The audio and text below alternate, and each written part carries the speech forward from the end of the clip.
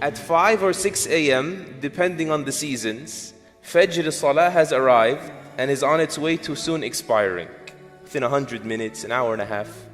In that hour, a small blessed group of Muslims pull themselves out of bed, they wash up, head out to the masjid perhaps, remembering Allah Azza wa Jal, making tasbih, perhaps using the siwak from the prophetic example, until they arrive at these homes that Allah erected, the houses of Allah, fi buyutin adhina Allahu an turfa'a wa yudhkara fiha ismuh. Houses He permitted that they be erected for the mention of His name, and they say and they mean, Allah is bigger than everything in my life. Allahu Akbar. Whereas the massive majority of the ummah in that hour is asleep in their beds. And if there is in a home a mother or a father or both that pray, most likely the older children at the same time are still sleeping in their beds. Fajr time has now expired, the Fajr is over, and now it's time for school or work. All of a sudden, the house bursts with life, bursts with activity. The alarms are going off like they're sirens. Like people have to run for the bomb shelters, and the hallways get crowded, make lines in front of your bathrooms. And even if you go to Muslim countries, even the streets will tell this story. A moment ago, an hour ago, they were silent graveyards. All of a sudden, they're buzzing. Traffic in the streets and people cutting each other off and honking horns, and there's coffee lines. These 2 hours tell a great deal of the story about the condition of the Muslims with regards to their deen. You know, there are many parents out there, many mothers and many fathers that wish that their children pray Fajr on time. But that's it. It's just a wish. It stops there. If it doesn't happen, nothing changes. But if you compare it on the other hand, if your child were a few minutes late for work or school, what takes place? Immediately, the tensions rise. And you storm over to their bed, and you say and you do whatever is necessary to make sure this child gets there on time. Question, is it wrong for people to be concerned with their jobs, their careers? Is it wrong to be protective of your child's degree and his future? Absolutely not. In fact, it's undeniably Islamic that you consider it wrong to be a burden on society by choice, right? It is absolutely wrong for you to be a burden on the people. That is clear. But how can it ever be acceptable that our work, our career, our schooling that leads up to it, our educations, is greater in our lives than Salatul Fajr? I'm not talking about Salatul Jama'ah, praying in congregation. I'm talking about what has never been debated in the Ummah of Muhammad sallallahu alayhi wasallam as an obligation for the past 1500 years. I'm talking about the super foundation of Islam. I'm talking about what every single scholar in this ummah, bar none, there is no scholar you will ever find among humanity or even in the jinn that has said it is permissible for you to leave Salatul Fajr until its time expires if it's in your hands. If you can do anything about it. So long as you're conscious and you're not a woman who's on menses or postpartum, there's a time for salah, it cannot be deferred beyond it.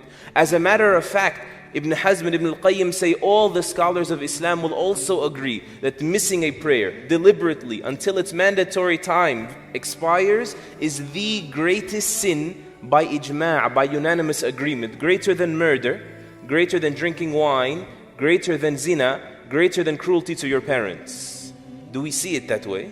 In fact, the only thing they debated over is whether or not leaving salah, giving up salah like this, or certain forms of giving up salah, whether they invalidate your Islam or not. And so after knowing that, please just imagine the scene with me. Imagine what we do. You get up in the morning if you pray Fajr and you tell your son, Fulan, Habibi, Beta, whatever, salah, if we do that much. Come on, salah, Allah ihdeek, may Allah guide you, get up. And that's it. You walk on, cool, free of conscience, no guilt, and you go on with your own personal life. And then an hour later, when it's time for school or it's time for them to get to their job, you come in irate, you come in angry, and the atmosphere gets hostile, and you make sure they have to get there. You know, as a result of this, I live a generation And even those in the generation before me, we have people now everywhere that say openly, I have not prayed Fajr on time in 10 years. I pray Fajr before I go to work, whenever I get up. Have your children ask their friends anonymously, how many of you pray Fajr on time? You will find that none of them do. Or maybe one of them or two, perhaps that his parents are on top of their case. Or his blessed wife perhaps is relentless, telling him, if you don't get your act together, if you don't start making salah, this relationship can't continue, so he pulls himself out of bed. We have people that say, people that set the alarm for work, they set the alarm for school, they don't set up the alarm whatsoever for Salatul Fajr. What does that say about our commitment to this deen? How could this happen? Wallahi, this is betrayal of our children, betrayal of ourselves, betrayal. Wallahi, I can't find another word for it. When you, with that behavior, you tell them, put all your marbles in this is what's important. And so later on, when they try to adopt a new habit of salah, it's hard. Or they feel that this is what matters, this is success. And this that you keep pointing at with your behavior, with your protectiveness of, this could end at any moment. It could be impossible, worldly success. It could be taken in an instant. And yet they banked on it, something that can vanish in an instant. How?